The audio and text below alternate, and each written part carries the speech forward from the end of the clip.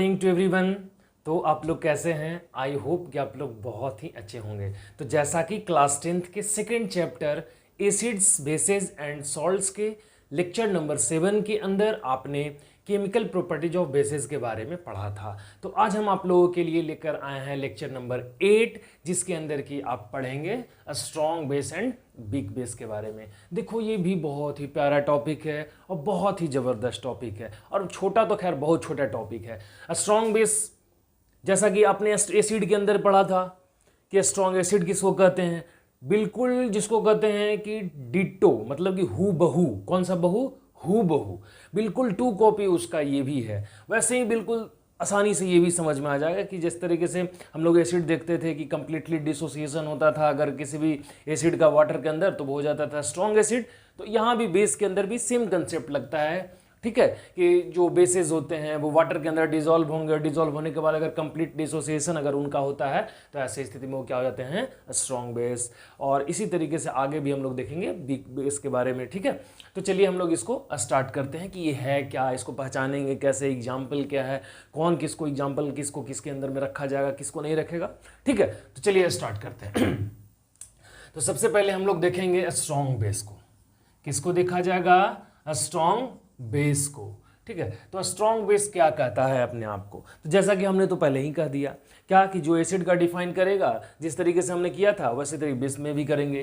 तो इसका डिफिनीशन क्या है? ये क्या कहना चाहता है कि दोज टाइप्स ऑफ बेस, क्या कहता है? Those types of base which completely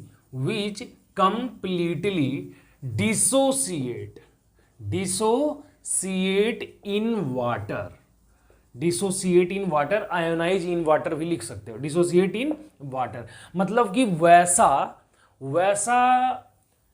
base जो कि कंप्लीटली डिसोसिएट करता हो वाटर में जाने के बाद, वो कंप्लीटली आयोनाइज होता हो। वो जो OH माइनस है वो कंप्लीट आयन अगर देता हो वाटर के अंदर जाने के बाद, तो ऐसी स्थिति में हम लोग उसको क्या कहेंगे?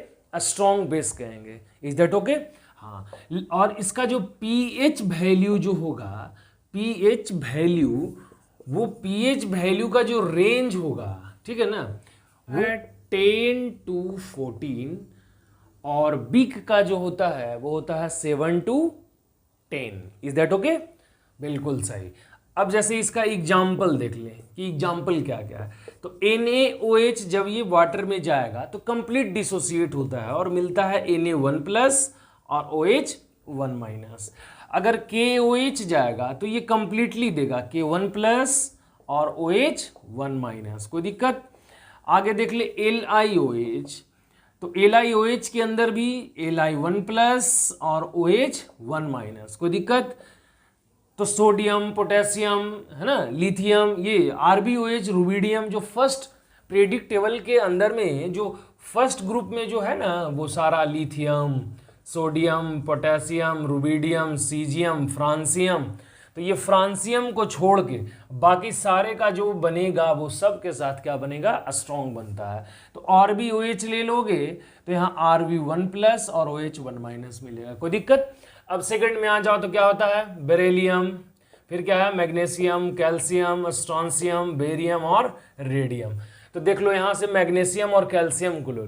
तो मैग्नीशियम तो खैर थोड़ा माइल्ड होता है। क्या होता है? माइल्ड, मतलब बीकली, इसको बीक के अंदर ही लेके चलते हैं। लेकिन कैल्शियम जो है ये भी बीक ही होता है, लेकिन चूंकि ये वाटर के अंदर जाने के बाद कंप्लीट डिसोसिएशन होता है इसका, इसलिए हम लोग इसको रख देते हैं किसके अंदर में? स्ट्रॉन्ग बेस के अंदर में। तो ये क्या देगा? Ca2+ और OH1-। कोई दिक्कत? जब ये कैल्शियम हाइड्रोक्साइड वाटर में जाता है तो इसका डिसोसिएशन कंप्लीट होता है, इस कारण से ये क्या है? स्ट्रॉन्ग बेस है। लेकिन इसको किसी किसी कंडीशन के अंदर हम लोग वीक के भी सेंस में डिटरमाइन करते हैं, क्योंकि इसका वैलेंसी के सेंस में देखा जाए तो 2 है, और जितने भी लगभग बेसेस हैं वो सारे का वैलेंसी 1 होता है, और सारे 1 वैलेंसी वाला जो लगभग रहता है ना वो स्ट्रॉन्ग रहता है। तो आप तुम कहोगे तो सर NH4OH है, इसके अंदर तो NH4+ के अंदर तो 1 वैलेंसी इसका है, तो ये तो वीक है। तो याद रखिएगा जो नॉन मेटेलिक होता है NH4OH, हम यहाँ लिख रहे हैं NH4OH, तो देखो ये इसका डिसोसिएशन क्या होगा? NH4 1+ और OH 1-। तो ये नाइट्रोजन क्या है? नॉन मेटल है ना, तो नॉन मेटल के कारण से हम लोग इसको किस में रखेंगे, वीक बेस के अंदर में रखेंगे। कोई अपने तरफ से कंसेप्ट नहीं बना लोगे कि सर 1 तो है तो ये स्ट्रॉन्ग हो जाएगा, ऐसा नहीं है। NH4OH किस में होगा, वीक में। तो आप याद रखेंगे इस तरीके से NaOH, KOH, LiOH, RbOH और COH होल ट्वाइस, ये सारे जो हैं वो क्या हैं, स्ट्रॉन्ग बेसेस हैं। Is that okay? बिल्कुल, आप इसका स्क्रीनशॉट लें। इसके बाद जो नेक्स्ट है वो है हमारे पास वीक बेस। क्या है, वीक बेस। देखो ये बहुत ही छोटा है और बहुत ही सिंपल है, ये कोई हार्ड टॉपिक नहीं है, और छोटा तो खैर कहना ही नहीं कितना है। तो हम लोग दूसरा ले लेते हैं, कौन सा, वीक बेस। Weak base. अब इसमें क्या लिखेंगे हम लोग, तो जिस तरीके से एसिड के अंदर डिफाइन किया था इस तरीके से इसमें भी डिफाइन करेंगे हम लोग, क्या कि those types of base which partially dissociate in water. मतलब कि जो बिल्कुल आंशिक रूप से थोड़ा डिसोसिएट करता हो, है ना, उसको हम लोग क्या कहते हैं, क्या कहेंगे, वीक बेस कहेंगे। अब वीक बेस और स्ट्रॉन्ग बेस केवल देखने मात्र से कैसे पहचानोगे, तो जनरली हम ऐसा आपको अभी हमने कहा था क्या, कि जनरली जो बेसिस के अंदर रहेंगे, अगर 1 वैलेंसी के साथ रहेगा तो स्ट्रॉन्ग मान के चलना, और वैलेंसी 2 और 3 के साथ रहेगा तो मानना कि वो क्या है, वीक है। लेकिन ये बिल्कुल एग्जैक्ट उस पर आपको लग नहीं जाएगा। अब कहीं भी देखेंगे जैसे कि COH को होल ट्वाइस, हमने अभी उसको किसके अंदर रखा, स्ट्रॉन्ग के अंदर रखा। वहीं MgOH का होल ट्वाइस जो कि दोनों बिल्कुल सेम ग्रुप का है, फिर भी हमने इसको किस में रखे, हम किसको रखेंगे, MgOH को वीक के अंदर में रखेंगे। तो आप कुछ चीज़ें जो एक्सेप्शनल में आएगी आप उसको याद रखेंगे, ठीक है ना, कि मतलब कौन कहाँ रहेगा जो एक्सेप्शनल कंडीशन में इंक्लूड करेंगे हम लोग, ठीक है। तो MgOH है वो क्या है, वीक है, ठीक है, और COH जो कि देखने में लग रहा है वीक, चूंकि वैलेंसी के बेसिस पे देखा जाए तो 2 है, लेकिन वो किस है, क्या, स्ट्रॉन्ग। ये दोनों में याद रखना। अभी क्या लिखा हमने कि पार्शियली डिसोसिएट इन वाटर, मतलब जो आंशिक रूप से जो थोड़ा सा डिसोसिएट करता है उसको हम लोग क्या करते हैं बाबू, वीक बेस। अब देखिए इसका जो pH वैल्यू का जो रेंज होगा वो कहां से कहां बिलोंग करेगा, 7 to 10। ये जो वीक बेसेस होंगे वो 7 से 10 तक बिलोंग करते हैं ये। Is that okay? बिल्कुल सही बात। चलो इसके बाद नेक्स्ट देखा जाए इसका एग्जाम्पल। तो इसका एग्जाम्पल ये है, तो MgOH सबसे पहले ले ले। देखो ये एक एंटा एसिड है, क्या है, एंटा एसिड, एक ही ए लगाओगे इस तरीके से, एंटा एसिड। कोई दिक्कत? जब ये एंडाइजेशन होती है तब हम लोग इसका यूज करते हैं। इसके बाद वीक बेस में आप ले सकते हैं AlOH होल थ्राइस को, फिर ले सकते हैं आप NH4OH को, है ना। ये सारा जो है वो बिल्कुल क्या है, वीक के अंदर में आएगा, कोई दिक्कत नहीं। MgOH, AlOH whole twice, NH4OH, ये सब जो आएगा वो क्या हो जाएगा, वीक बेस के अंदर में आएगा। और ये सब का वैलेंसी देखो, इसका 3 वैलेंसी है, इसका 2 वैलेंसी है ना। Concentrated base and dilute base, concentrated base and dilute base. ये भी बहुत ही प्यारा और बहुत ही छोटा टॉपिक है, इसलिए हम लोग इसको भी इसी के अंदर क्लियर कर लेंगे, ठीक है।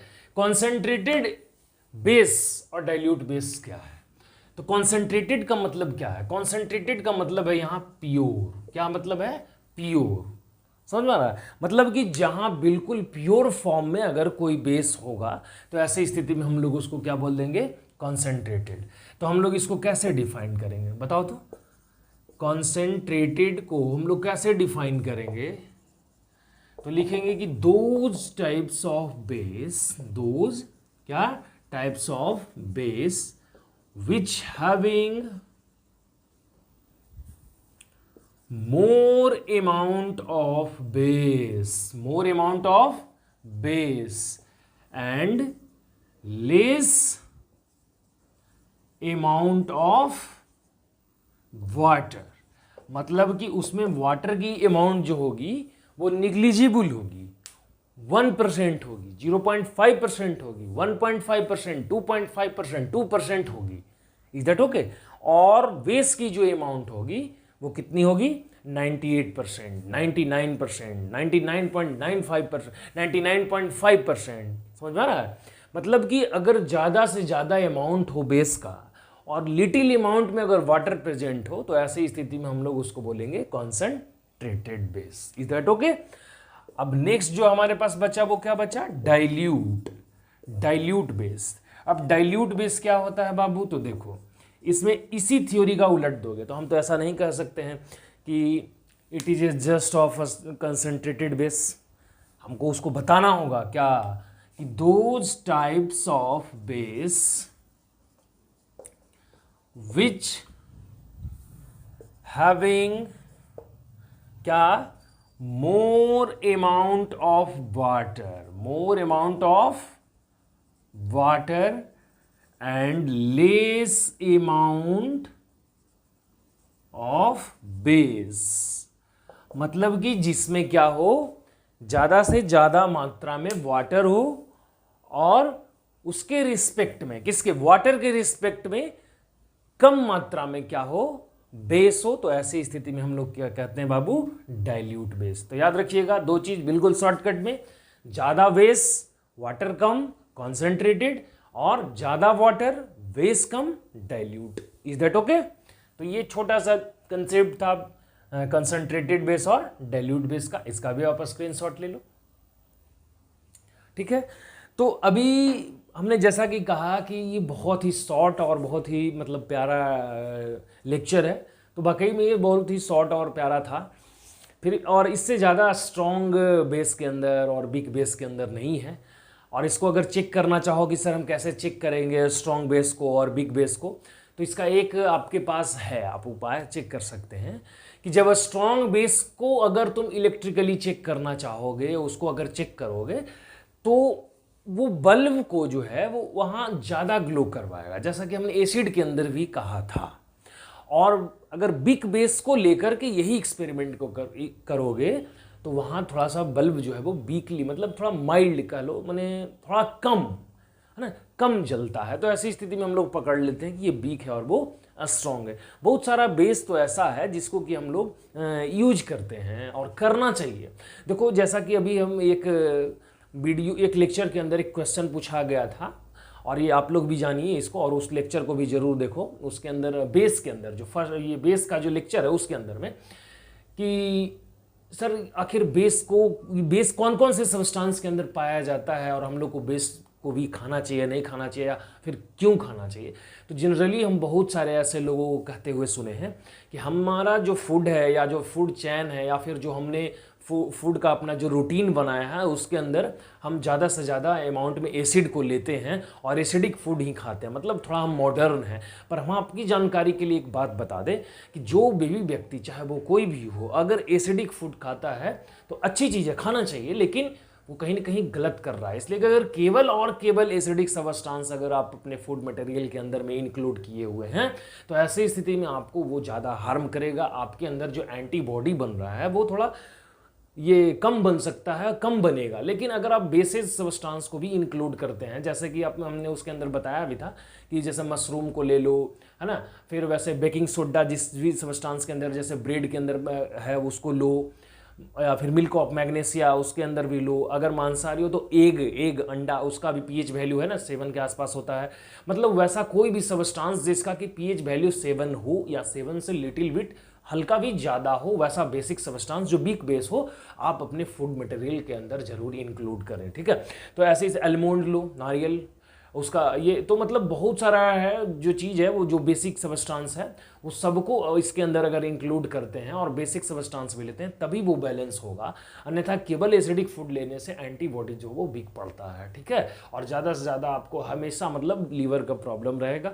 तो अगर चाहते हैं कि बैलेंस रहे तो बेसिक सब्सटेंस को भी इंक्लूड करें और बेस को भी जरूर लें। Is that okay? तो आज जो भी कंसेप्ट था वो हमने 4 चीज़ों के बारे में पढ़ा। कौन कौन सा? पहला था स्ट्रॉन्ग बेस, दूसरा था बिग बेस, और तीसरा था कॉन्सेंट्रेटेड बेस, और फिर डाइल्यूट बेस। सारे के अंदर छोटे छोटे टॉपिक थे और जो कि बहुत ही क्लियर हो गए बहुत ही आसानी से। अगर आपका फिर भी अगर कोई क्वेश्चन हो कि सर स्ट्रॉन्ग बेस के अंदर हम ये नहीं समझ में आया या कन्फ्यूजन है, तो आप हमको कमेंट में बताएं, मैसेज करें, हम जरूर एक लेक्चर बनाएंगे या फिर उसको आपको मैसेज से आपको क्लियर करने का कोशिश करेंगे। तो आज के लिए इतना ही, धन्यवाद।